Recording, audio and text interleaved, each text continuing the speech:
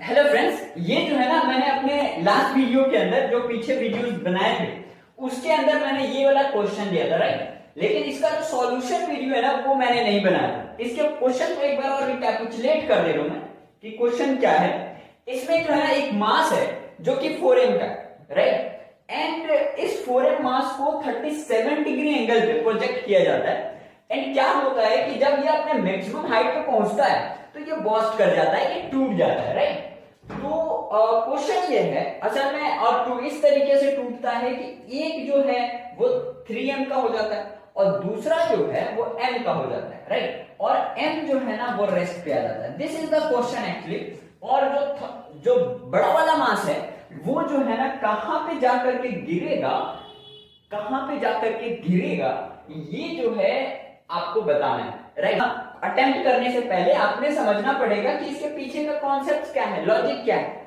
तो कॉन्सेप्ट ये है कि यहां पे ये जो टूटा है ना, ये टूटा है इंटरनल फोर्सेस की वजह से। और जब भी कभी भी किसी सिस्टम के अंदर अगर कोई भी चेंजेस आता है और वो चेंजेस अगर इंटरनल फोर्सेस की वजह से आता है तो सारे कॉन्स्टिट्यूएंट पार्टिकल्स जो होंगे उनकी पोजीशंस तो चेंज होंगी, उनके अंदर जो काइनेमेटिक्स है वो अलग अलग कॉन्स्टिट्यूएंट का अलग अलग होगा, लेकिन जो सेंटर ऑफ मास है उसकी जो काइनेमेटिक्स है, उसका जो पोजीशन है, उसकी जो वेलोसिटी है एंड ऑल दोस थिंग्स, वो जो है ना वो सेम रहना है, राइट। तो यहां पे भी वही कॉन्सेप्ट लगना है कि ये जब टूट गया तो टूटने के बाद भी उस सेंटर ऑफ मास का जो पोजीशन है ना वो चेंज नहीं होना, बिकॉज ये जो ब्रेक हुआ है वो किसकी वजह से हुआ है, ये इंटरनल फोर्सेस की वजह से हुआ है, कोई भी एक्सटर्नल फोर्सेस नहीं लगा, इसलिए यहां पे सेंटर ऑफ मास में कोई चेंजेस नहीं आया।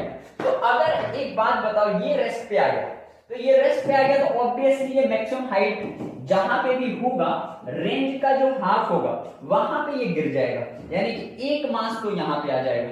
और दूसरा वाला जो मास है वो दूसरा वाला मास लॉजिकली अगर देखो तो सेंटर ऑफ मास तो उसका वहीं पे होना है जहां पे ये 4m अगर नहीं टूटता, जहां पे जाकर के गिरता, तो सेंटर ऑफ मास तो यहीं पे होना है। तो सेंटर ऑफ मास यहां पे है, एक मास यहां पे है, तो जो बड़ा वाला मास है उसको इधर कहीं होना पड़ेगा, यानी कि जो 3m है ना वो यहां पे होना पड़ेगा।